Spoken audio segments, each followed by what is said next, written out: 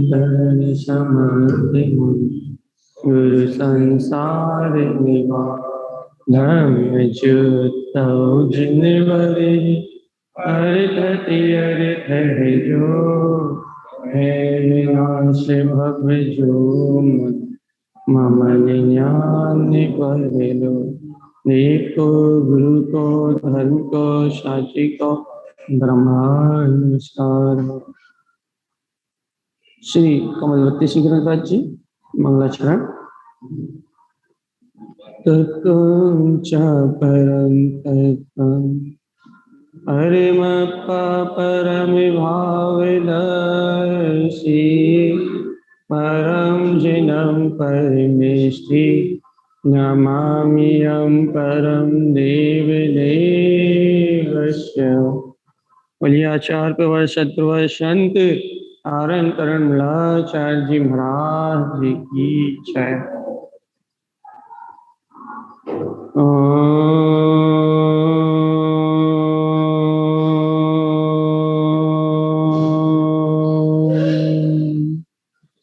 नमः शिवाय।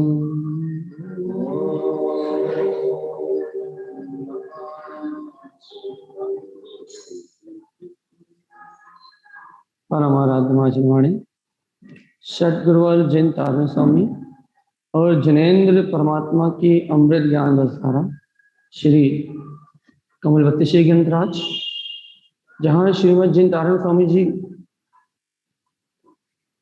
तत्व परम तत्व जिसके अनुभव करने पर सहज कमल भाव जायक भाव की उपलब्धि होती है, ऐसे कमल भाव की साधना को कह रहे हैं। देखो भैया, संसार अवस्था में जीव समल भाव के सहित है।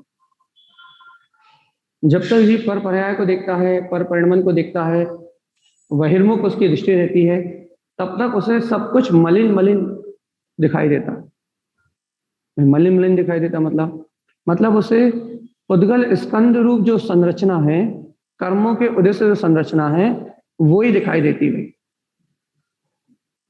जब तक जीव अज्ञान अवस्था में है, संसार अवस्था में है, उसकी दृष्टि परोन्मुख है, तब तक उस जीव को उद्गल स्कंदों द्वारा निर्मित जो परिणमन है, वो परिणमन ही दिखाई देता है।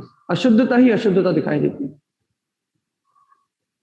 इतना तो अपन जानते ही ना भैया, द्रवों की परिभाषा अपन जानते हैं कि जीव और उद्गल मात्र दो गुणों में विभाव रूप परिणमित होने की शक्ति है। तो जीव विभाव रूप कैसा परिणमित हो रहा है कि पुद्गल द्रव रूप जो स्कंद अवस्था है उसकी ओर देख रहा है, पर्याय की ओर देख रहा है। तो पर्याय की ओर जो देख रहा है, यही जीव का विभाव रूप परिणमन है भाई, बस और कुछ नहीं। अपन चल शुरू से पहली क्लास से शुरू करें भैया। जिसमें द्रव कौन, जिसमें द्रवित होने की शक्ति है उसका नाम द्रव। जो परिणमन करता है प्रति समय वो द्रव। कूटस्थ द्रव नहीं होता, द्रव कूटस्थ नहीं होता। कोई भी द्रव होगा तो द्रवित होना उसका स्वभाव, बस। तो अभी द्रव्य की परिभाषा हो गई भैया कि द्रव्य क्या है भैया, जो द्रवित हो वो द्रव। द्रवित मतलब परिणमित, ठीक है। अब यहाँ क्या कह रहे हैं अपन कि मैं आत्मा, जीव आत्मा हूं, और ये लोकाकाश, आकाश, काल, धर्म अधर्म, उद्गल, ये सारे द्रव यहाँ ठसाठस भरे हुए। लोकाकाश में सारा द्रव रह रहा है। अब बात इतनी सी चल रही है कि भैया ये जीव संसार में क्यों भटका पड़ा है, किसके आश्रय से भटका? क्योंकि है तो शुद्ध, है तो बुद्ध, है तो मुक्त, लेकिन शुद्ध बुद्ध मुक्त अवस्था इसकी प्रकट क्यों नहीं हो रही? कारण तो होगा ना कुछ। तो अब यहाँ तारण स्वामी कह रहे हैं, तारण स्वामी का कहना है कि तत्वम च परम तत्वम, तत्वों में श्रेष्ठ तत्व और भाव में परम भाव तेरा स्वभाव है। क्यों? क्योंकि इससे तुझे परमात्म स्वभाव का बोध या परमात्म स्वभाव का दर्शन प्रकट होगा। अब भैया अपन जीव की अवस्था देख लें वर्तमान में, वर्तमान में जीव की अवस्था क्या है। जीव इस परम सत्य को क्यों नहीं देख पा रहा, इस परम भाव को, इस परमात्मा शक्ति को क्यों नहीं देख पा रहा। बस यही सबसे बड़ी बात है, क्यों नहीं देख पा रहा भैया, क्योंकि ये जीव आत्मा और पुद्गल दो लोग विभाव रूप परिणमन करते हैं, दो के अलावा कोई तीसरा विभाव रूप परिणमित होता ही नहीं। बाकी शेष द्रव सब शुद्ध है भैया, शुद्ध ही है, उनमें अशुद्धता आती ही नहीं भैया। तो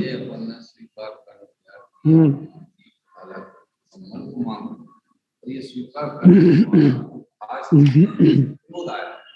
मान आया, लोभ आया, ये क्यों नहीं जा रहे।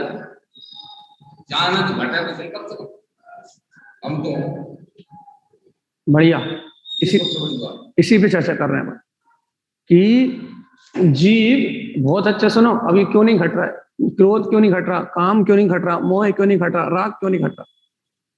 देखो भैया, दो द्रव्यों में विवाह रूप परिणमन चल रहा है, एक जीव में और एक पुद्गल में। ये दो विपरीत परिणमित हो रहे हैं, अपने स्वभाव से विपरीत परिणमित हो रहे हैं। अब यहां बात चल रही है, ये जीव और पुद्गल अपने स्वभाव से विपरीत परिणमित हो रहा है। अब भैया ये जीव विपरीत परिणमित क्यों हो रहा है, इसका कारण खोजना अपने को। तो कारण खोजा भैया, क्या कारण खोजा कि ये जीव जो पुद्गल स्कंद रूप अवस्था है, जो कर्म वर्णा रूप अवस्था है, जो पुद्गल वर्णाओं का जो समूह है, कार्माण वर्णा रूप, तेजस वर्णा रूप, ये आहारक वर्णा रूप, ये जिससे ये सारी मनोवर्णा रूप, ये जो पुद्गल वर्णा रूप जो परिणमन है, जीव इस पुद्गल स्कंद रूप वर्णा अर्थात इस पुद्गल को ही देख रहा है, इसी का आश्रय लेके बैठा हुआ है, इसी शक्ति को अपनी शक्ति मान के बैठा। बहुत अच्छे समझो कि हमें परिवर्तन क्यों नहीं आ रहा, क्योंकि जीव मनोवर्णा की, क्या बोलते हैं, भाषा वर्णा की, तेजस वर्णा की, कार्माण वर्णा की, ये आहारक आदि वर्णा, श्वास चल रही भैया तो श्वास में ले रहा हूं, आहारक वर्णा के कारण श्वास अक्षर बन रहा है। तो ये जो पुद्गल की शक्ति है, जो पुद्गल की क्रियावती शक्ति है, जो पुद्गल की परिणमन की धारा है, उस परिणमन की धारा को अपनी धारा मानते हैं। बस इतनी सी बात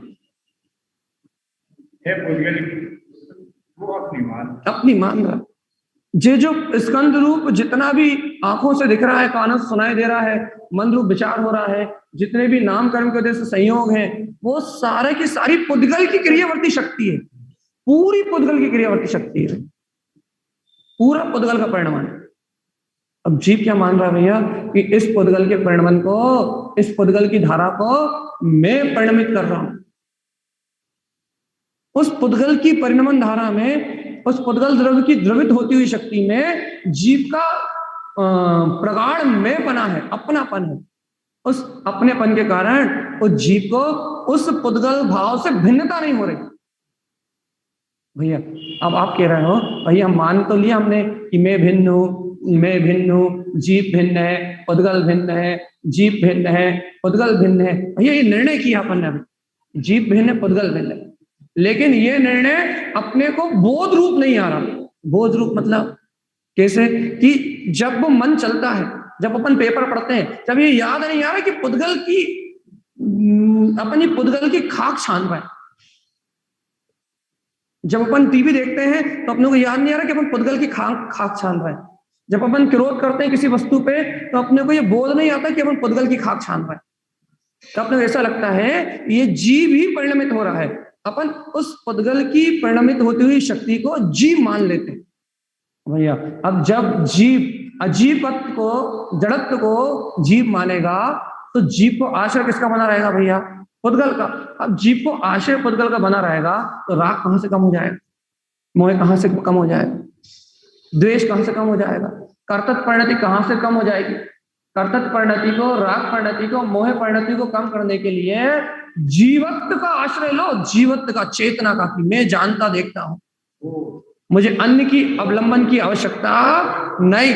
जब तुम चैतन्यता का आश्रय लोगे, ध्रुवता का आश्रय लोगे, तब राग देश क्रोध काम विकार का अभाव हो, तब आसक्ति घटेगी। मानेंगे कि ये समझता है कि हम ज्यादा न करें, मुझे बुरे भाव समझ के स्वभाव को करें, स्वभाव छोड़ना पड़े, वही छोड़ना पड़े। देखो भैया, देखो भैया, देखो हम आपको बहुत अच्छी ये आशंका का आज पूरी तरह से अंत करना चाह रहे हैं। देखो भैया, बुरे भाव से शुभ भाव में आ जाओ, कोई बुराई नहीं, लेकिन ज्ञानी पाप को छोड़ता है स्वभाव की प्रियता से, और अज्ञानी पाप को स्वभाव की प्रियता से नहीं छोड़ता, अज्ञानी पाप को छोड़ता है पुण्य क्रियाओं की प्रियता से। पूछो पूछो। अज्ञानी पाप छोड़ता है, कसाय छोड़ता है, क्रोध छोड़ता है, क्या बोलते हैं, बाहर से व्रत धारण करता है, लेकिन वो पुण्य प्रकृति पुद्गल की प्रियता सहित छोड़ता है, शुभ भाव की प्रियता सहित छोड़ता है, मन की शुभ प्रवृत्ति रूप क्रियावर्ती शक्ति के बल पर छोड़ता है, आत्मा के बल पर नहीं छोड़ता, शरीर की शुभ क्रिया रूप प्रवृत्ति के बल पर छोड़ता है, आत्मा के बल पर नहीं छोड़ता, विचारों की शुभ प्रवृत्ति के बल पर छोड़ता है, नियम की शुभ प्रवृत्ति के बल पर छोड़ता है, आत्मा की रुचि पे नहीं छोड़ता। बहुत बढ़िया। याद रखना भैया, वो छोड़ता है, वो छोड़ता है पाप। मैं नहीं कहता कि वो पाप कर रहा है, मैं कह रहा हूं पाप छोड़ता है, लेकिन वो पाप को हमेशा के लिए छोड़ने के लिए नहीं छोड़ता, वो पाप को थोड़ी देर के लिए छोड़ना चाहता है। क्यों थोड़ी देर के लिए छोड़ना चाहता है? कि पुण्य बन जाए तो मैं ज्यादा पाप कर सकूं, इसलिए छोड़ना चाहता है। ये तो नहीं सकते ज्यादा पाप कर सकते। भैया देखो एक बात पता है, देखो करेगा वो, हाँ करेगा, अभिप्राय में वही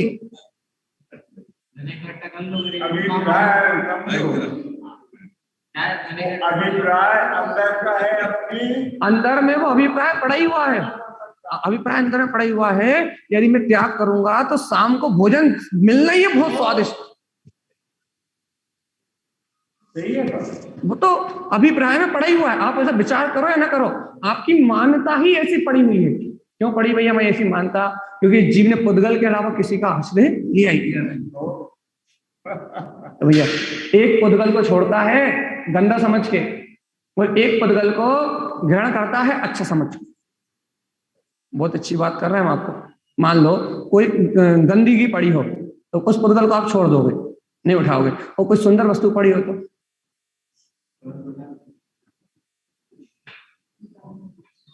मान लो आप नीचे जाओ, मंदिर के बाहर गोबर पड़ा हो तो आप उठाओगे क्या?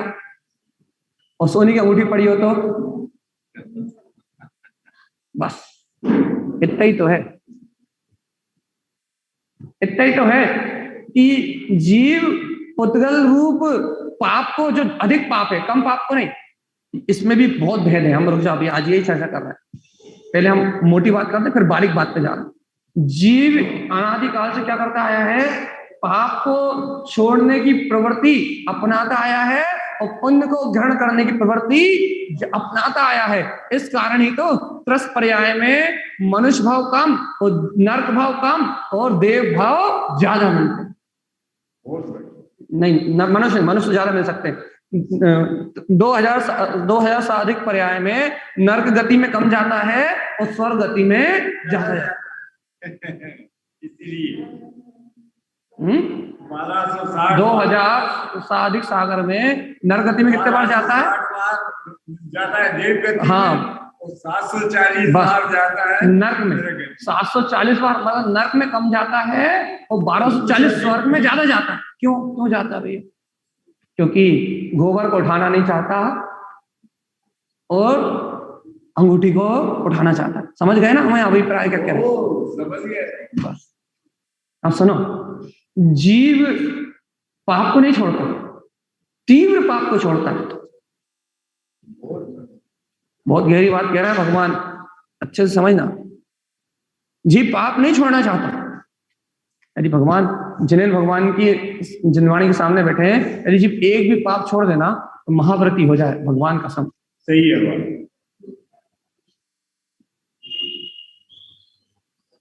लेकिन जीव पाप छोड़ना ही नहीं चाहता। मानो क्या छोड़ना चाहता है जीव? पाप के निमित्त से जो दुख होता है ना, बस वो छोड़ना चाहता। जो इंद्रिय विषयों में जो अंतराय आता है ना पाप की वजह से, असाता वेदनी कर्म का उदय आता है ना, जीव बस उस असाता वेदनी कर्म के उदय को छोड़ना चाहता है। ये असाता वेदनी कर्म का उदय हमारे पास ना आए, इसलिए मोटे पाप को, तीव्र पाप की वृत्ति को छोड़ता है, बस पाप को नहीं छोड़ता, साता को चाहता है, साता को चाहता है बस। वो पाप को नहीं छोड़ता, वो पाप को बिल्कुल नहीं छोड़ता, वो तीव्र पाप की आसक्ति को छोड़ता है, तीव्र पाप की आसक्ति को छोड़ता है। मान लो एक, यदि कोई सदाचारी जीव है, उदाहरण दे रहे हैं, यदि कोई एक सामान्य सदाचारी जीव है, तो उसके लिए पाप क्या भैया? किसी को मारना नहीं, किसी को काटना नहीं। भैया आलू मालू खाने से क्या होता है? खा लो, हम किसी को दुख नहीं देते, हम किसी को नहीं करते। तो एक जो कम सदाचारी है उसके लिए पाप क्या है भैया? किसी जीव को गर्दन पे छुरी चलाना उसके लिए पाप है, बाकी उसके आलू खाना पाप नहीं। यदि कोई मुसलमान है तो उसके लिए गले पे छुरी चलाना भी पाप नहीं, लेकिन यदि कोई सदाचारी है तो उसके लिए जीव की गर्दन पे छुरी चलाना पाप है, वो मोटे पाप को छोड़ता है। यदि कोई थोड़ा और ज्यादा सदाचारी है तो भैया जो जैन धर्म आदि को जानता है तो उसे मालूम है कि आलू में भी जीव है, तो वो क्या करता है कि आलू के ऊपर छुरी चलाना भी छोड़ देता है। तो एक ने ज्यादा पाप को त्यागा, मोटे पाप को त्यागा, एक ने थोड़े और मोटे पाप को त्यागा। लेकिन भैया ये तीनों है ना, ये तीनों ही, अच्छा सुनो, ये तीनों ही तीव्र पाप कसाय को त्याग रहे हैं। इनमें से किसी ने भी पाप को त्यागने की भावना भी नहीं करी, तीनों ने पाप को त्याग करने की भावना नहीं करी।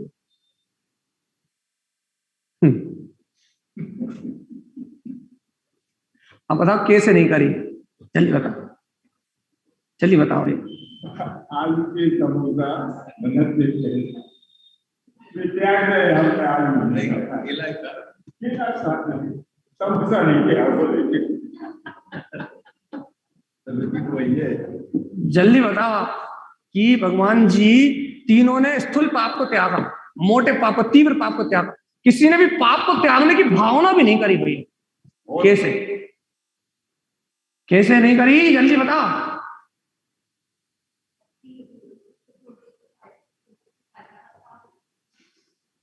सही बोला आपने, फिर बताओ कैसे? हाँ,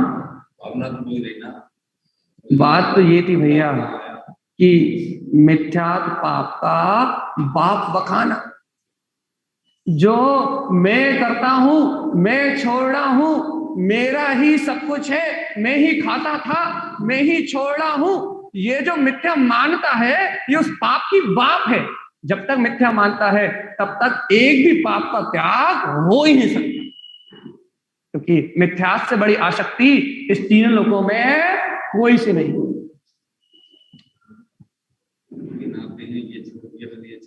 ये तो महापाखंडी,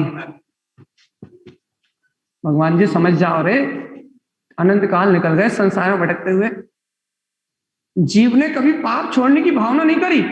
सिर्फ पाप का जो तीव्र पाप है जिससे नर्क मिलता है, भैया देखो मुसलमान को नर्क का कोई डर ही नहीं है, वो तो हलाल को धर्म मानते हैं, तो उन्हें अच्छी दिक्कत नहीं। हिंदू भैया, हिंदू में से भी मान लो कोई विशेष, कोई सदाचारी जीवन वाले हो, तो भैया वो हिंसा को पाप मानते हैं। अब वो हिंसा को पाप मानते हैं तो उन्होंने और मोटी हिंसा को छोड़ दिया कि वो जीव की हिंसा नहीं करते, जीव का गला नहीं काटते। अब जैन क्या हो गए भैया? जैन ये जानते हैं कि आलू खाने से भी नर्क जाते, जैन उस आलू को भी नहीं खाते। जैन और जो थोड़ी अंतर की हिंसा है उसको छोड़ रहे हैं। क्या हुआ? एक ने मोटी को छोड़ा, एक ने थोड़ी कम मोटी को छोड़ा, लेकिन छोड़ा सबने मोटी हिंसा को। किसी ने भी अंतर से पाप को त्याग करने की भावना प्रकट की ही नहीं। तो भैया पाप का त्याग उस समय हो सकता है, पाप उस समय छूट सकता है जिस समय आसक्ति हटे, आसक्ति खत्म हो। और सबसे बड़ी आसक्ति है अनंत मंदिर और मिथ्या। यदि उसको पाप को त्याग करने की भावना होती तो आलू छोड़ने के पहले उसे ये बोल होता कि आलू में असंग जीव है, और जैसे वो अनंत अनंत जीव है वैसा मैं जीवात्मा हूं। जीव स्वभाव का आश्रय लेता और आलू को छोड़ देता तो मिथ्या चला जाता, और मिथ्या अनंत अनंत की आसक्ति चली जाती, और आसक्ति चली जाती तो उसका पाप का त्याग हो जाता। जीव ने भैया पाप का त्याग नहीं करा, जीव ने स्थूल पाप का त्याग करके पुण्य का आह्वान करा है कि मैं डबल से पाप कर पाऊं। इसलिए सत्य तो यही है, मानो तो और नहीं मानो तो। समझ में आ रही है? ऊपर से जा रही आ रही भैया, जब तक आप अंतर हृदय से पाप को छोड़ना नहीं चाहोगे तब तक भैया आपके हृदय से पाप जाएगा नहीं। और पाप को छोड़ने का एक ही उपाय है कि पाप बुरा नहीं है। अपन कहते हैं ना, पापी से नफरत मत करो, पाप से नफरत करो। पापी से कोई दिक्कत नहीं है, पाप बुरा है। अर्थात क्या? पाप की जो आसक्ति है वो बुरी है, पाप तो परिणामन है। अनंतन मंदी जो कसाय है, जो मिथ्यात है, वो बुरा है, पाप थोड़ा बुरा है। मंदिर करता है बस, टीवी करता है, कोई बड़ी बात थोड़ी ना है। पाप देखो भैया, अब अभी उदाहरण दिया था ना कि आप मंदिर से नीचे उतरे, गोबर भी पड़ा है और सोने की अंगूठी भी पड़ी। अब बताओ आपको अच्छा क्या लगेगा? महाराज जी एक उदाहरण सुनाते थे, भैया दो जने पति पत्नी जा रहे थे तो पुरुष आगे निकल गए तो उन्हें सोने को ढेर में लो। अरे कहीं आप पत्नी को पीछे आ रही है, कहीं दिमाग में ना आ जाए तो उठा लो। कहने बात जान देख रही पत्नी क्या कर रहे, पत्नी आई क्या कर रहे यार, अरे कहने क्या धूल पे धूल डाल रहे थे।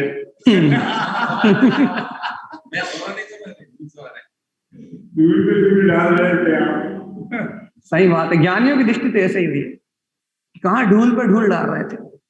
सही बात, वास्तव में ऐसी दृष्टि हो जाए तो फिर संसार में कुछ है ही नहीं। गोबर भी धूल है, सोना चांदी भी धूल है, मिट्टी भी धूल है, सब एक समान धूल है। यहाँ कुछ एक अपना है ही नहीं। लेकिन भैया यदि आपने गोबर को छोड़ के सोने की ईंट को उठा लिया, भैया आपने पुद्गल को थोड़ा छोड़ा, आपने पुद्गल पर्याय का त्याग थोड़ी करा, आपने पुद्गल की आसक्ति को कम थोड़ी करा, आपने तो मनचाही वस्तु का चुनाव किया है। और जीव मनचाही वस्तु का चुनाव करने का नाम धर्म मान रहा है। अच्छा समझे इस बात को? आपने मनचाही वस्तु का चुनाव किया है और जीव मनचाही वस्तु के चुनाव को धर्म मान रहा है। मनचाही वस्तु का चुनाव का नाम धर्म नहीं है भाई। आपने अशुभ अशुभ छोड़ दी, गंदगी छोड़ दी और भैया अच्छी अच्छी चीज उठा ली, थी तो पुद्गली ना। तो आपने क्या किया? आपने मनचाही वस्तु का चुनाव किया है, इच्छित वस्तु का चुनाव किया है, और जो अनिच्छित वस्तु थी उसका त्याग किया है। आपने इच्छा की पूर्ति की है, आपने कोई बड़ा त्याग थोड़ी ना किया है। आप त्यागी थोड़ी ना, इच्छित वस्तु को स्वीकार किया है और अनिच्छित वस्तु को छोड़ दिया, बस। रत्नकरण साहब का चार में आया है कि बिगड़ इच्छा के ही पुण्य उपजे, इच्छा रहित के ही पुण्य उपजे। हम इच्छा हो गए। आज ही वो पढ़ रहे थे कि रत्नाकरण शापाचार्य कोई सूत्र आया था, उसमें लिखा था कि यदि दुर्जन आपकी निंदा करते हैं तो आपको प्रसन्न होना चाहिए। अरे हमारे पाप कर रहे हैं, अरे कहने लगे वो तुम्हारे कर्मों का भार हल्का कर रहा है। हाँ? तुम उदास हो, तुमसे बड़ा मूर्ख कोई है ही नहीं। हमारे कर्म यदि कोई आपकी निंदा कर रहा है, यदि कोई सास बहू की निंदा कर रही है या बहू सास की निंदा कर रही है या कोई पड़ोसी आपकी निंदा कर रहा है तो कहने लगे तो खुश होने की बात है। क्यों खुश होने की बात है भैया? कारण बताओ। तो उन्होंने नीचे कारण स्पष्ट किया कि भैया तुम्हारा असाता वेदनी कर्म का जो उदय पड़ा हुआ था वो उदीर्णा में लाके वो बेचारा निंदा कर करके उसे खिरा रहा है और अपने कर्म बांध रहा है। तुम्हें तो खुश होना चाहिए कि तुम्हारे कर्म का भार वो लेके जा रहा है और तुम उदास हो रहे हो, तुम मुंह लटका रहे हो। तुम्हें तो खुश होना चाहिए। अच्छा है।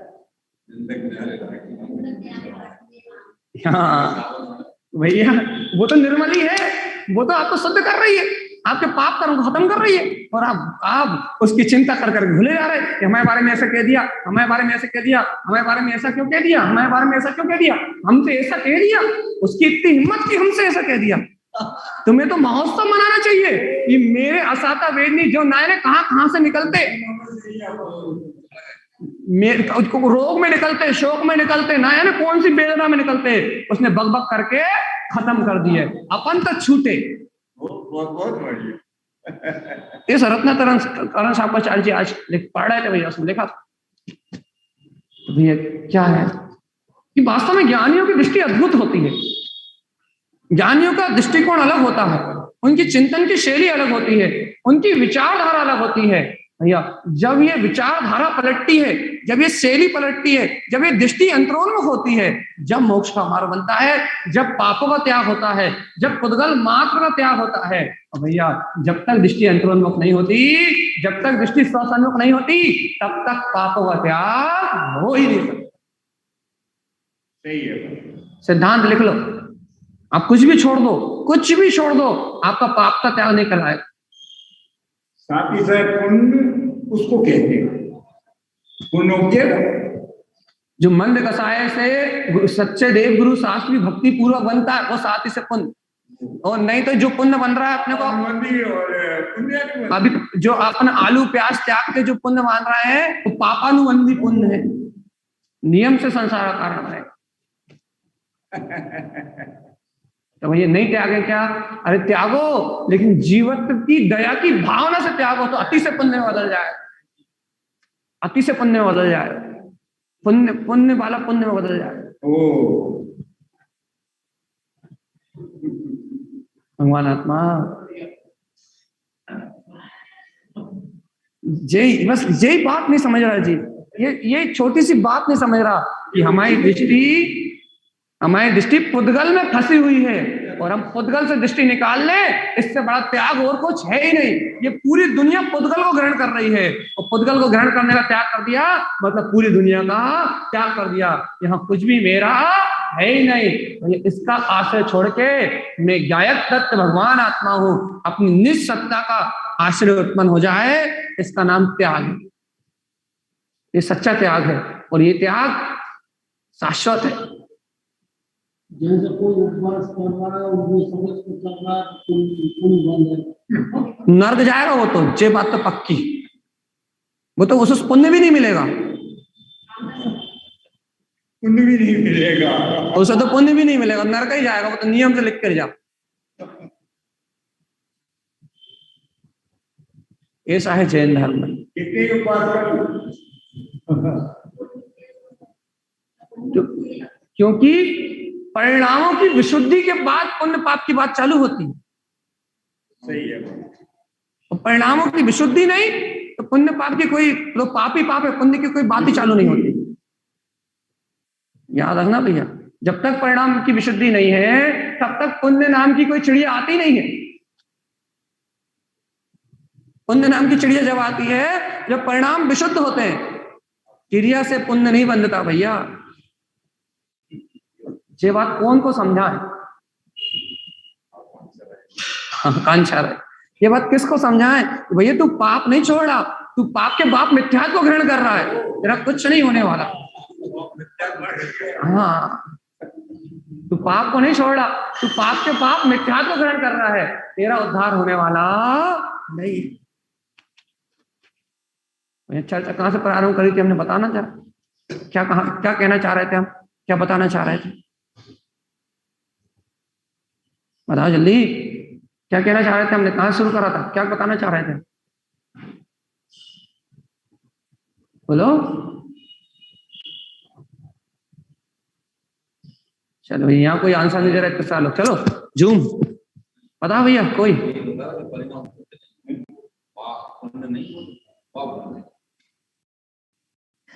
हम क्या बताना चाह रहे थे, शुरू में कैसे करा, बता भाई कोई यहाँ से जूम से बोलना, कौन बोल रहा है? बेटा जीव की पर्याय दृष्टि। बहुत बढ़िया। हम ये सिद्ध कर रहे थे कि जीव को पुद्गल का ही आश्रय पर्याय दृष्टि है। वो कर्म रूप स्कंद रूप जो पुद्गल परमाणु पुण्य पाप रूप परिणमित हो रहा है ना, मन वचन काय रूप जो पुद्गल वर्णाएं परिणमित हो रही है, वो उस रूप ही देख रहा है। वो पुद्गल की विभाव अवस्था को ही देख रहा है, पुद्गल की विभाव अवस्था को ही देख रहा है, पुद्गल की विभाव अवस्था का ही आश्रय ले रहा है। उसे आत्म तत्व का बोध है ही नहीं, उसे चैतन्य तत्व का बोध है ही नहीं, इसलिए उसका एक भी पाप छूटने वाला नहीं। ये सिद्धांत। अब इसे काट के बताओ। पुण्य नहीं करे तो क्या करें, पाप करते रहे काम। अरे तुम कर ही कहाँ रहे हो, हम तो यही तो कह रहे हैं कि तुम कर नहीं सकते, तुम मान ही नहीं रहे, तुम मिथ्यात्व को ग्रहण कर रहे हो और फिर कह रहा है कि भाई ये नहीं करे तो क्या करें, भाई पुण्य नहीं करे तो पाप करते रहेगा। अरे तुम मिथ्यात्व तो पहले पी रहे हो, जहर तो पहले पी रहे हो भैया। एक उदाहरण आता है ना कि एक चींटी थी, वो शक्कर के गोदाम में रहती थी, और एक चींटी थी जो गटर के पास रहती थी। अब गटर वाली चींटी गोबर मल खाती थी, मल मूत्री खाती थी भैया, गोबर ही का उसका भोजन था, और जो शक्कर के गोदाम में चींटी रहती थी उसका भोजन शक्कर था। अब शक्कर के गोदाम वाली चींटी ने गई और कहने लगी, तू कहाँ गंदगी खा रही है, तू शक्कर हम मेरे साथ चल, मेरे गोदाम में वहां मीठा ही मीठा है, सब अच्छा ही अच्छा है। बहुत समझाया, बहुत बुझाया, पहले जाने को तैयार ही नहीं हुई वो चींटी। बहुत समझा बुझा के जब मना लिया, बड़ी मुश्किल से मान गई कि भैया हाँ चलने तैयार हूं, तो भैया वो गई और क्या कहते हैं शक्कर के गोदाम में गई और उसने कहा शक्कर खाओ, शक्कर खाओ, शक्कर की स्वाद कितना मीठा है, खूब मिठास ले लेके शक्कर की तारीफ करी, खूब मिठास ले लेके तक शक्कर की तारीफ करी। कहने लगी तुम भी तो कुछ बोलो, तो मैं स्वाद आ रहा नहीं आ रहा मिठास का। वो चींटी चुप। उसने कहा ये क्या हुआ? वो जो माँ से आई थी मल के पास से, उस चींटी ने कहा ये, वो चुप, एकदम चुप, वो कुछ बोल ही नहीं पा रही। कहने लगे ये क्या हुआ, इतनी मीठी शक्कर के बीच में ले आई में से, कहाँ ये गंदगी में रह रही थी, प्रसन्न क्यों नहीं, इसके चेहरे पे आनंद क्यों नहीं, इसके चेहरे पे उत्सव क्यों नहीं? तो उससे बुलवाने की कोशिश करी, कुछ बोल कुछ बोल कुछ बोल, मुंह तो खोल, भाई तू खुश क्यों नहीं इस मिठास के बीच में? तो चींटी ने जैसे ही मुंह खोला तो कहने मुझे कोई स्वाद ही नहीं आ रहा। जैसे उसने मुंह खोला तो बगल वाली चींटी को दिख गया, बगल वाली चींटी को दिख गया, अरे ये मुंह में गोबर की डिल्ली फंसा के लेके आई। इसे विश्वास ही नहीं था कि शक्कर के गोदाम में यदि कुछ मिला या नहीं मिला, वहां खाने मिला भी या नहीं मिला, अब मुंह से गोबर की डिल्ली हटी नहीं तो शक्कर का स्वाद कहां से आएगा, मिठास में आनंदित कहां से होगी, और सब कहां से मनाएगी, नाचेगी कहां से? हम अब घटा देंगे अब तुम्हारे ऊपर ही, अब भी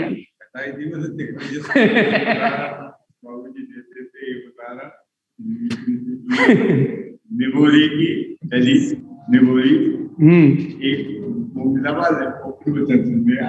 वही बस वही भगवान आत्मा की बात सुन रहा है। मैं सिद्ध हूं, मैं सिद्ध हूं, मैं मुक्त हूं, मैं मुक्त हूं, बात सुन रहा है। ओ भैया पुद्गल की कोई ना कोई कल्पना मैं करता धरता की, एक गोबर की डल्ली फंसा ली मुंह में, और आनंद स्वरूप भगवान आत्मा है, आनंद स्वरूप भगवान आत्मा है, तीनों लोगों का नाथ है, परम आनंद स्वरूप है।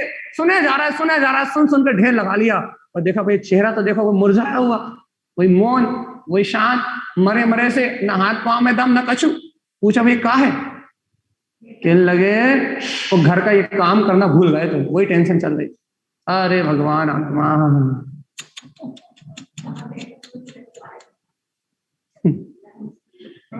भैया वो क्रिया नहीं कर पाए आज, वो तो कहना वो क्रिया दिमाग में फंसी हुई थी, वो क्रिया नहीं करेंगे तो कैसे काम चलेगा?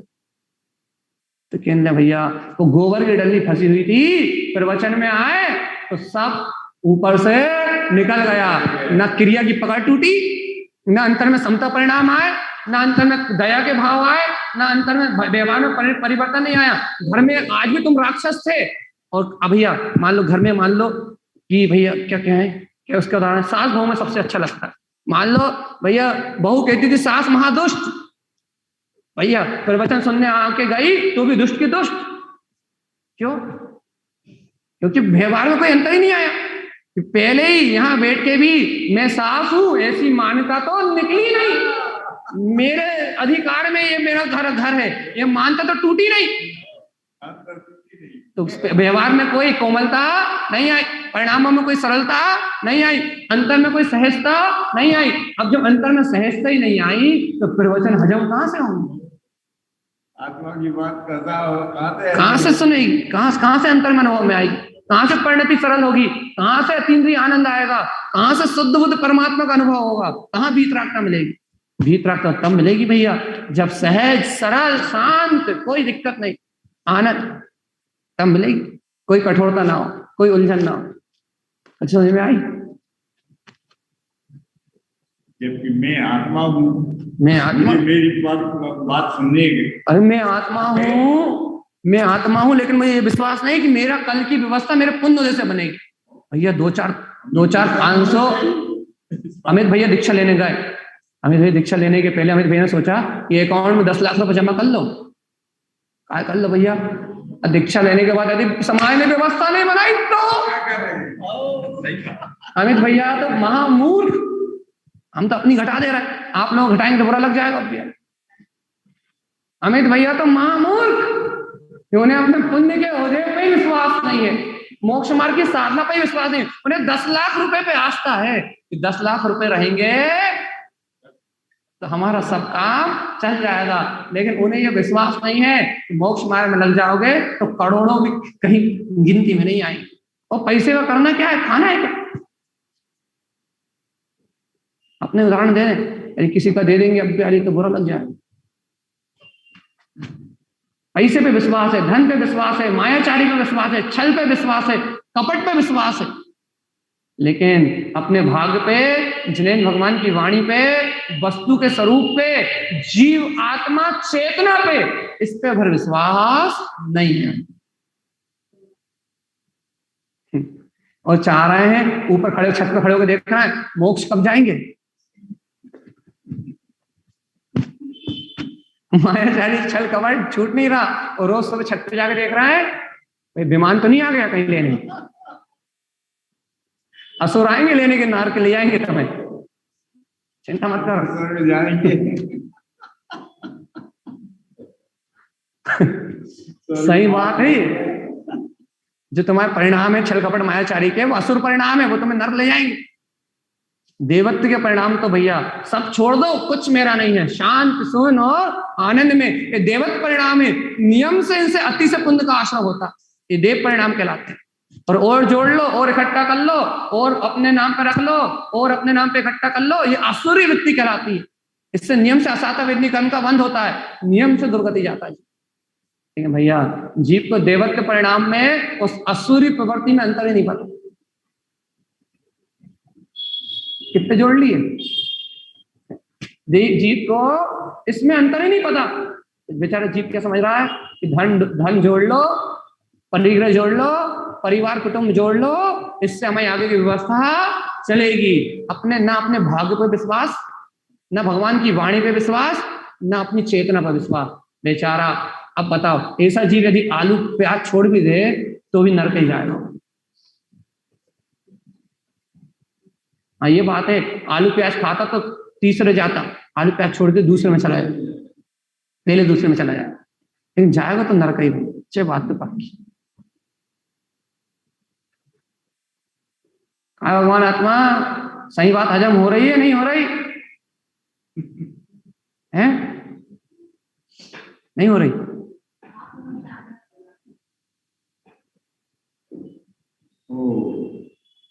भैया एक ही बात कहना चाह रहे हैं, यदि वास्तव में वीतरागता, मोक्ष मार्ग और निर्वाण चाहते हो तो इन कचरा कूड़ा को उठा के फेंको, अपनी मन की मान्यताओं से, अपनी अंतर हृदय से निकाल के बाहर फेंको और पुण्योदय का विश्वास करो। तो तुम्हारे भाग में होगा तो तुम्हारी चरण सेवा होगी, और तुम्हारे भाग में नहीं होगा तो तुम्हें लात मार के भगा दिया जाए। जितने मृदु परिणाम होंगे उतनी चंदन सेवा होगी, और जितने कठोर परिणाम होंगे उतनी प्रार्थना होगी। याद रखना चेतनात्मा, सुख मिलता है पुण्य से और पुण्य मिलता है सरल परिणामों से, जोड़ने से नहीं। जोड़ने से तो परिग्रह करने से तो पाप का आश्रय होता है, पाप का आश्रय से सब कुछ नष्ट हो जाता है, सब नष्ट हो जाता है। आज हमने पुण्य पाप की चर्चा ले डाली, आज हम गुरु महाराज की वाणी कह ही नहीं पाए, कहां से निकल आया जैसे पुण्य पाप पुण्य पाप पुण्य पाप पुण्य पाप, इसी में कहानी खत्म हो गई। लेकिन भगवान आत्मा, अब तो समझ जाओ भगवान आत्मा, अब तो चेत जाओ, अब तो अंतरात्म शक्ति का बोध जगाओ, अब तो जानो कि सत्य क्या है, शाश्वत क्या है, शाश्वत शक्ति क्या है। भगवान आत्मा, स्वभाव के आश्रय से जो पुण्य बनता है वो नियम से मुक्ति का कारण होता है, उत्कृष्ट पर्यायों को लेता है। और स्वभाव के आश्रय के बिना जो पुण्य बनता है वो सब पापानुबंधी पुण्य होता है, नियम से संसार के आत्मोध्यान में वृद्धि का कारण होता है। इसलिए भैया अपन कम से कम सत्य को सत्य स्वीकार तो करें भैया, कम से कम पाप का त्याग करें। पाप करने के लिए हम नहीं प्रेरित कर रहे, पाप का त्याग करें लेकिन स्वभाव के आश्रय से। बहुत बढ़िया। हम पाप छोड़ने मना नहीं कर रहे, पाप तो तुरंत छोड़ना है, लेकिन त्रिकाली गायक स्वभाव के आश्रय से छोड़ना है, पुण्य के आश्रय से नहीं छोड़ना। बस अभिप्राय अपने गायक वीतराग स्वभाव का चाहिए, निष्ठा अपने ज्ञान घन स्वभाव की चाहिए। पाप छोड़ना है, पूर्णता से छोड़ना है और हमेशा के लिए छोड़ना है, लेकिन अपने स्वभाव के आश्रय से छोड़ना है। कभी नहीं करना पाप, लेकिन स्वभाव के आश्रय से छोड़ना। भैया जब स्वभाव के आश्रय से छूटता है तो अणुव्रत कहलाते हैं, स्वभाव के आश्रय से छूटता है तो महाव्रत कहलाते हैं। भैया स्वभाव के आश्रय से नहीं छूटता, संसार का ही कारण है। अब तो मान जाओ ना भगवान आत्मा, सबसे पहले क्या छोड़ना है? सबसे पहले क्या छोड़ना है? मिथ्या पर्याय की दृष्टि, पर को ग्रहण करने की, पुद्गल को ग्रहण करने की भावना। सोना चांदी हो या गोबर, दोनों मेरे लिए एक समान, दोनों पे दृष्टि जाए और दृष्टि समझे कि दोनों धूल ही है, कुछ भी जोड़ने योग है ही नहीं। सर्वस्व त्याग, सर्वस्व पुद्गल का त्याग, मान्यता, अपने स्वभाव का आश्रय लिया, सब खत्म। पर पर्याय से दृष्टि हटी, सब खत्म। पर्याय भाव का बोध खत्म। मैं त्रिकाली शुद्ध गायक भगवान आत्मा हूं, ऐसा बोध आते ही सब अपने आप छूट गए। एक शक्ति, एक स्वशक्ति का बोध आते ही अपने आप सब छूट गया। और जब तक पर शक्ति, स्पर्श रस गंध रूप रंग, ये पुद्गल की शक्ति है। ठंडी गर्मी भूख प्यास जन्म मरण, ये पुद्गल की शक्ति है। श्वास आहारक शरीर, औदारिक शरीर, आहारक वर्णाएं, क्या कहते हैं ये, क्या कहते हैं अपन, तेजस वर्णाएं, मनोवर्णाएं, वचन वर्णाएं, ये सब पुद्गल की क्रियावती शक्ति है। इस शक्ति से भिन्न निराला मैं चैतन्य आत्मा हूं। एक बार स्वीकार कर लो भैया, इस पुद्गल की शक्ति से मेरा कोई संबंध है ही नहीं। ये पुद्गल मुझे चलाने में, मुझे शाश्वत रखने में, मुझे जीवित रखने में, ये पुद्गल कार्यकारी नहीं है। मैं अपनी स्वसत्ता से जीता हूं, मैं अपनी स्वसत्ता से शाश्वत हूं, मैं अपनी स्वसत्ता से ध्रुव हूं, अपने गुणों में ध्रुव हूं। इस पुद्गल के कारण रह रहा हूं, ये सबसे बड़ा भ्रम। लोग तो ऐसा भी कहते हैं भैया शरीर नहीं रहेगा तो आत्मा कैसे रहेगी? अरे भगवान आत्मा, आत्मा को शरीर की जरूरत नहीं है।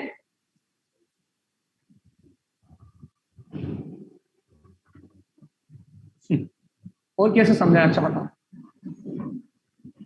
और कैसे समझाएं?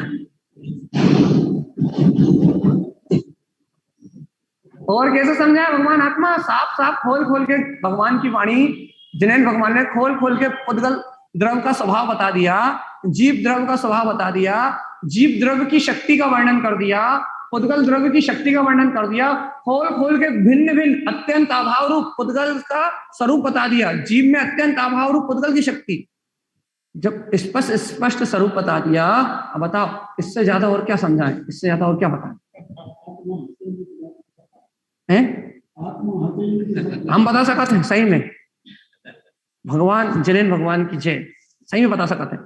बस एक काम करना पड़ेगा, एक हाथ में अर्थिंग दूसरे हाथ में फेस पकड़ने पड़ेगा। बस आत्मा यही नहीं दिख जाए, एक में अर्थिंग और दूसरे में फेस, वो कटआउट के जो स्विच है ना, उन दोनों में 2 उंगली डालनी पड़ेगी बस।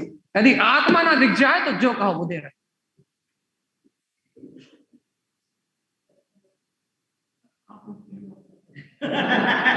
हमें तो दिख गई, जिसे नहीं दिख रही उसके लिए है।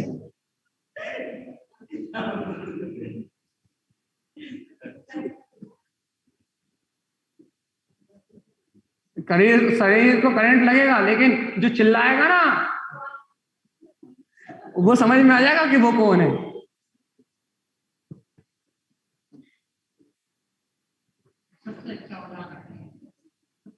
सटीक उदाहरण है। आत्मा का अनुभव करने तो एक अर्थिंग और एक फस पकड़ लो। यदि नहीं हो जाए अनुभव उसी समय कि मैं आत्मा हूं, तो सब समझ में आ जाएगा। और नहीं तो मुर्दा को लगा के दिखा दो, यदि मुर्दा चिल्ला दे तो जो कहा वो हम दे रहे तुम्हें।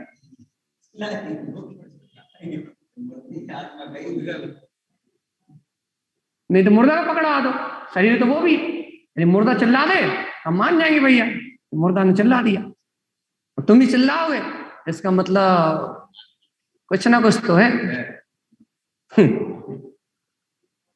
भगवान आत्मा मान जाओ, भगवान जी मान जाओ रे, क्यों पागल बने संसार में, मान जाओ। जितना दिख रहा है, जो भी दिख रहे हो, देख रहे हो, जो भी सुन रहे हो, जो भी समझ रहे हो, जितने भी निमित्त मिल रहा है, जितने भी सहयोग मिल रहा है, जितना खा रहा है, जितना पी रहा है, जितना उठ रहा है, जितना बैठ रहा है, ये सब पुद्गल स्कंध है, यहाँ जीव है ही नहीं। उठना बैठना सोना खाना पीना जागना भूख प्यास सब सब स्पर्श रस गंध वर्ण सब कुछ टोटल ही पुद्गल है भाई। धन दौलत मकान दुकान सब पुद्गल, और इससे भिन्न मैं ज्ञायक स्वरूप भगवान आत्मा, मैं शाश्वत सिद्ध, मैं मुक्त, मैं वीतरागी प्रभु, मैं जिनेंद्रों का जैसा ध्रुव, केवल ज्ञान में सत्ता का धारी, परम आनंद विलासी, मैं वीतराग सतस्थ। मेरा इस पुद्गल से कोई संबंध नहीं। एक बार ये स्वीकार कर लो। जिनेंद्र भगवान की वाणी के सामने कह रहा है अनंत पाप का त्याग, बिना कुछ छोड़े, और पाप का नहीं पुण्य का भी त्याग। पुण्य अब सम्यक होते पुण्य का आश्रम अधिक होगा, पाप का आश्रम नहीं होगा, लेकिन अनंत पुण्य और पाप का त्याग। क्यों? क्योंकि अनंत संसार का त्याग हो गया तो अनंत पुण्य पाप छूट गए। सम्यक दृष्टि को सबसे ज्यादा पाप आश्रय छूटता है और नियम से पुण्य आश्रय होता है, जबकि वो पुण्य को चरणों की धूल मान के उसे लात मारता है हमेशा। भरत चक्रवर्ती अफसोस मनाते हैं कि पिताजी को केवल ज्ञान हुआ और मुझे युद्ध करने जाना पड़ रहा है। ये पुण्य धिक्कार है, इस पे धिक्कार है, चक्रवर्ती पर्याय पे धिक्कार है, 6 खंड पे धिक्कार है। वो लात मारता है तो पुण्य उसके पीछे भागता है, और ये जीव पुण्य पुण्य जपता रहता है तो पुण्य से बंदर की तरह नचाता रहता है, मिलता है नहीं। भगवान आत्मा सत्य को स्वीकार तो कर लो, पागलपन का दौरा छोड़ तो दो। पुद्गल से मेरा कोई संबंध नहीं है, पुद्गल की क्रियावर्ती शक्ति अलग है, और मैं जीता जागता जयवंत स्व आश्रित, पुद्गल के आश्रित नहीं, स्व आश्रित, स्व के आश्रित रहने वाला मैं ज्ञायक तत्व भगवान आत्मा ही हूं। जिनमें नाम सत्य है नाम, ऐसे जिनेंद्र भगवान के वचन सत्य है, ध्रुव है, प्रमाण है। इन्हें स्वीकार करते ही पाप का त्याग। भगवान जी अब तो मान जाओ, पाप छोड़ना है अपने को, लेकिन स्वभाव के आश्रय से। पाप छोड़ना है अपने को, अज्ञान का छोड़नी है अपने को, सब अज्ञान पाप धाराएं इंद्रिय विषय आसक्ति सब छोड़ना है, इन स्वभाव के आश्रय से छूटेगा सब। स्वभाव का आश्रय नहीं होगा, तत्व का आश्रय नहीं होगा, परम भाव की लगन नहीं होगी, तत्व की रुचि नहीं होगी, तो एक परमाणु भी छूटने वाला नहीं। अंतर आसक्ति है तो एक परमाणु भी नहीं छूटने वाला नहीं है। और यदि आसक्ति नहीं है तो 6 खंड के बीच में रह लो। यदि लाकर में बंद करके रखने की, चाबी छुपा के रखने की इच्छा नहीं है तो आप 6 खंड के मालिक भी हो जाओ, तो भगवान आप विरक्त हो, वैरागी हो, और आप भिखारी हो और एक का सिक्का अपनी जेब में छुपाए हो, तो आप रागी हो, आसक्तिवान हो। क्या बोला हमने, समझ में आया क्या बोला?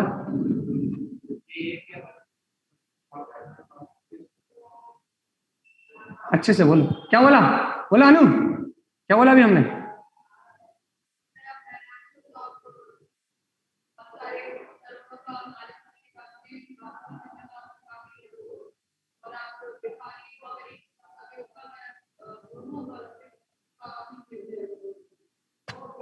सीधी बात, यदि आपकी जेब में 1 रुपए भी है और आसक्ति है तो भैया आप घोर संसारी, आप अनंत संसार को लेकर चल रहा है, और आपके पास अरबों है, खरबों है, कोई कमी नहीं है, और आपको भैया जो है वो हमारे पुण्य के उदय में है, आसक्ति नहीं है, तो आप भैया मुक्त हो। सब कुछ आसक्ति से है भाई, सब कुछ परिग्रह को ग्रहण करने की भावना से है, सब कुछ अज्ञान से है भैया। जिस दिन आत्मज्ञान उपजता है, जिस दिन भगवान की वाणी का बोध होता है, जिस दिन वस्तु स्वभाव का निर्णय होता है, जिस दिन वीतरागता का भान होता है, उस दिन जीव को समझ में आता है कि पास रखने से मोह नहीं होता, मोह बढ़ाने से मोह होता है। पास कितना भी हो उससे कोई दिक्कत नहीं है, आसक्ति जितनी हो दिक्कत उससे है। इसलिए भगवान की वाणी बार बार आया कि हे पगले चेतन आत्मा, तू अपने गायक पद को स्वीकार कर, तू अपने वीतराग पद को स्वीकार कर, तू आत्म स्वभाव का आश्रय ग्रहण कर। क्यों? क्योंकि आत्म स्वभाव का आश्रय ग्रहण करते ही ये सारा पुद्गल व्यवहार अपने आप छूट जाए। अब तो मान जाओ भैया, आज तो पुण्य पाप पे पूरा 1 घंटा निकाल दिया, पुण्य पाप की कहानी पे ही पूरा समय निकाल दिया आज तो। अब तो समझ में आ गया पुण्य क्या है, पाप क्या है, पुण्य कैसे बनता है, पाप कैसे बनता है, उत्कृष्ट पुण्य क्या है, पाप क्या है, पाप का त्याग कैसे होता है, पुण्य का आश्रय कैसे होता है। अब तो आ गया, नहीं आ गया? अब तो परिग्रह की भावना छोड़ दो, अब तो पर को ग्रहण करने की भावना छोड़ दो, अब तो उलझन चिंताओं को छोड़ दो, अब तो मायाचारी छोड़ दो भगवान। अब तो जो जहां है वही रहने दो, ना कुछ तेरा ना कुछ मेरा, ये दुनिया रैन बसेरा। अनंत शांति मिलेगी, अलौकिक शांति मिलेगी, अंतर आत्मा में अलौकिक शांति मिलेगी। अंतर आत्मा में ऐसा लगेगा कि अनंत काल के बोझ से मेरी आत्मा मुक्त हो गई। आज ऐसा लगेगा भैया कि आज हमने जी भर के जी लिया। क्यों? क्योंकि आज हम चिंता मुक्त होके जिए। हमारे पास जो सुरक्षा का भाव था, शरीर की सुरक्षा का, धन की सुरक्षा का, घर की सुरक्षा का जो भाव था, वो हमारे ऊपर बोझ था।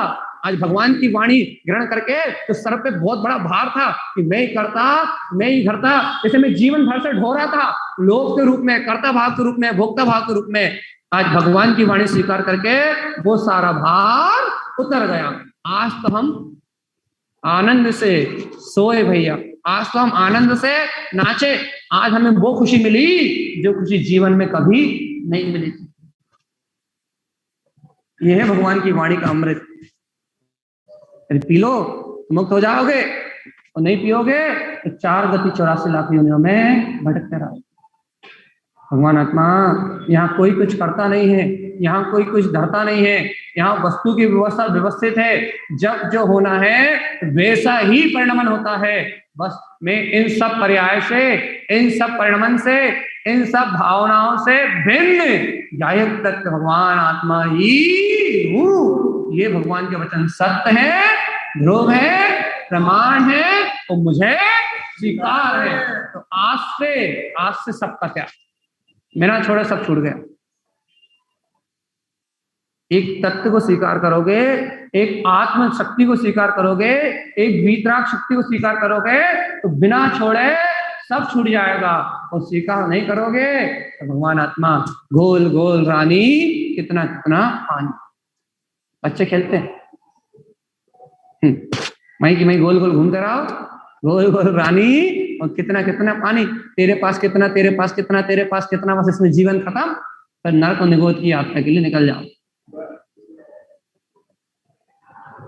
भगवान आत्मा कुछ थोड़ा बहुत समझ में आई या नहीं आई? 1 घंटा फालतू तो नहीं चलेगा है? बताओ, 1 घंटा फ्री तो मेरे दिन चलेगा? कोई का छुपे ही नहीं रहो, और नाम भी नहीं मालूम हमें कोई के, एक आध दो के नाम लेके पूछ लो। तो अनुभव के नाम मालूम हो, सारे का साथ नाम मालूम बस।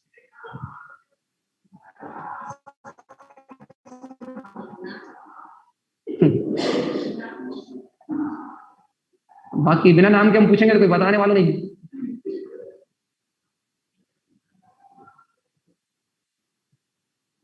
देखो भैया, इस विषय को यदि वास्तव में अपने चिंतन का विषय बनाओगे तो आपके जीवन के 90% दुख चिंताएं खत्म हो जाएंगी। सही कह रहे हैं? यदि इस चर्चा को तुमने ढंग से चिंतन कर लिया, 6 बार 8 बार तुमने यदि इसका चिंतन कर लिया, तो तुम्हारे जीवन में जो पहाड़ जैसे दुख है ना, पहाड़ जैसे फूंक मारते से उड़ जाएंगे। पलक झपकते सारे दुखों का अंत हो जाएगा, पलक झपकते, गारंटी हमारी। भगवान की वाणी अमृत नहीं है। अनंत सुख, इतना सुख मिलेगा, इतना सुख मिलेगा कि तुम कहोगे 3 लोग के भोग कर लेते तो सुख नहीं मिलता, इतना सुख मिलेगा। इस सिद्धांत को पी जाओगे तो, और नहीं तो भगवान इस कर्मों के चक्कर में 4 गति 84 लाख योनियों में भटकते रहोगे, कहीं कुछ मिलने वाला नहीं। देखो तो आज प्रसंग निकल गया उद्गल स्कंद के चक्कर में, हमें चर्चा करनी थी जिनवैनम शरदैनम की। भैया कल बिल्कुल और कुछ चर्चा नहीं करेंगे, गाथा ही कहेंगे बस। आज गलती हुई, लेकिन सिद्धांत ही कहा, क्योंकि मुझे पता है कि लोगों को लगी तो होगी, इसलिए कल से नहीं आएंगे, इसलिए पहले कह दे रहा है कल गाथा की चर्चा करेंगे। क्या सारी का दिन है ना, कल से काय की चर्चा करेंगे, गाथा की चर्चा करेंगे, इसलिए कोई टेंशन की बात है ही नहीं।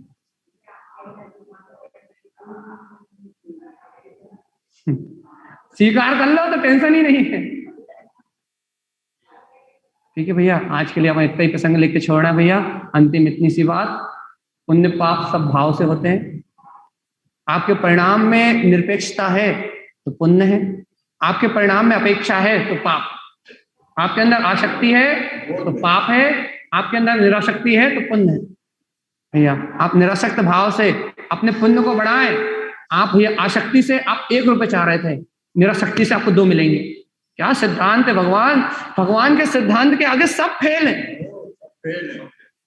आप आसक्ति से 1 रुपए चाह रहे थे और निरासक्ति से 2 मिलेंगे। क्या गजब की बात है भगवान,